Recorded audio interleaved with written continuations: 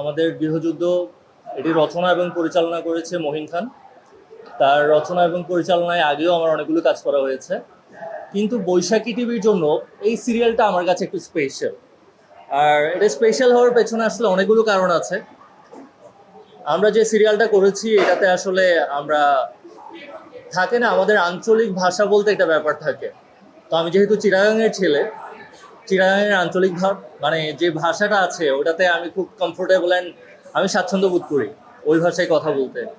তো গৃহযুদ্ধের এই প্ল্যাটফর্মটাতে, মানে গৃহযুদ্ধ এই সিরিয়ালটাতে আমি চিটাগাংয়ের ভাষায় কথা বলতে পেরেছি। ওই কারণে আমার কাছে একটু স্পেশাল ছিল, অ্যান্ড ক্যারেক্টারটা খুব একটু ডিফারেন্ট টাইপের ছিল। সব কিছু মিলিয়ে আমার এক্সপিরিয়েন্স অ্যান্ড জার্নি যেটাই বলি না কেন খুব ভালো ছিল। আমি গল্পটা আপনাদের সামনে পুরোটা ওইভাবে ব্রিফ করবো না, তবে আমার জায়গা থেকে আমি যেটুকু বলতে পারি সেটা হচ্ছে, আপনারা অতীতেও দেখেছেন মহিন খানের রচনা এবং পরিচালনা মানে সেখানে সবসময় যেটা থাকে সেটা হচ্ছে একটা গল্প থাকে। তো গৃহযুদ্ধ তার ব্যতিক্রম না, একটা পরিবারের গল্প। একটা পরিবারের কর্তাকে কেন্দ্র করে আসলে একটা মানে দুইটা ফ্যামিলির মধ্যে একটা পারিবারিক যে যুদ্ধ লেগে থাকা, কিংবা সেটা নিয়ে একটা কমেডি জনরার কাজ। তো সব কিছু মিলিয়ে আমার মনে হয় দর্শকরা খুব বেশি উপভোগ করবেন, কারণ গল্পের মধ্যে থাকবেন আপনারা। পুরো জার্নিটা একটা গল্পের মধ্য দিয়ে গিয়েছে, আর পারিবারিক গল্প হওয়ার কারণে পরিবারের মানুষগুলো আপনারা কানেক্ট করতে পারবেন গল্পটার সাথে।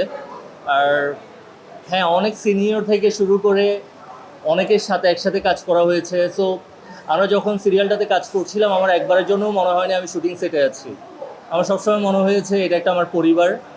এবং আমার সিরিয়ালের আমরা যখন প্রথম লটের শুটিংটা শেষ করেছি, এরপর থেকে আমি ভীষণ রকমের মিস করছিলাম এই পরিবারটাকে। আমাদের অনেক সিনিয়র সহশিল্পী ছিলেন যারা কাজ করেছেন, তাদের সাথে কাজ করতে গিয়ে আসলে অভিজ্ঞতাটা দারুণ। আর আপনার সাথে তাল মিলিয়ে যেটা বলতে চাই, আপনি এটাও দেখেছেন অনেক কন্টেন্ট ক্রিয়েটর থেকে শুরু করে অনেকে আমাদের সাথে কাজ করেছেন।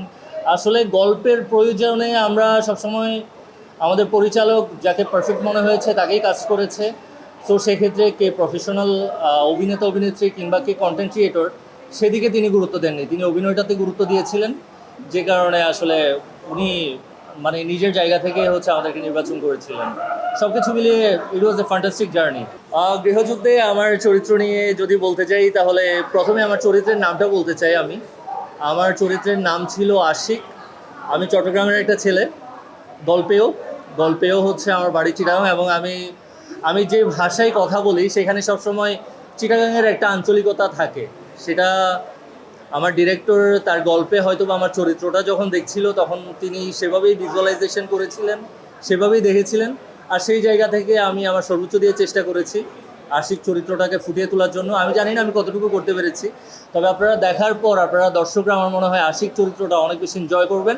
অ্যান্ড বাকি ফিডব্যাকটা আমি আপনাদের কাছ থেকে চাইবো। আমার চরিত্রের প্রস্তুতি বলতে গেলে আসলে মহিন খানের সাথে আমার প্রতিনিয়ত কাজ হওয়ার, মানে প্রতিনিয়ত তো অনেক বেশি কাজ হয়, সে কারণে আসলে আমার মনে হয় আমি তার ভাষাটা বুঝতে পারি।